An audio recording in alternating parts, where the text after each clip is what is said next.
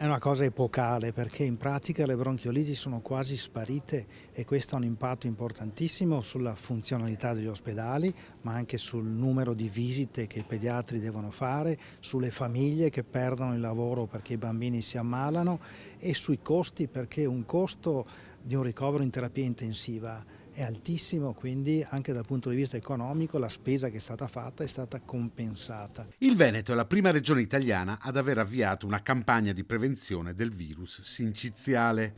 I risultati nella nostra regione parlano di una riduzione nella stagione 2024-2025 dei passaggi in terapia intensiva dell'83% rispetto allo stesso periodo del 23-24.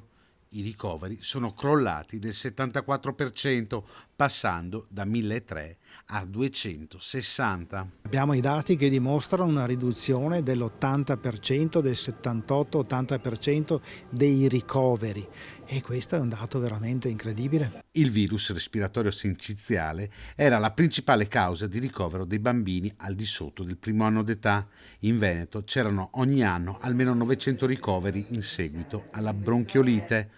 Ora, con l'utilizzo dell'anticorpo monoclonale, i piccoli sono più protetti. Per oltre l'80% dei bambini nati in stagione hanno aderito all'immunizzazione, cioè significa che questi bambini non si sono ammalati, abbiamo avuto un crollo dei ricoveri ospedalieri, delle giornate di degenza e le giornate in ospedale hanno un significato estremamente importante perché il bambino sta male, perché i genitori devono star lì e perché il personale ospedaliero non si può dedicare ad altro. Azienda Zero sta già predisponendo una nuova gara per la prossima stagione invernale, durante la quale si punta ad immunizzare un numero ancora maggiore di bambini. È stata una strada che abbiamo avviato perché ci abbiamo creduto.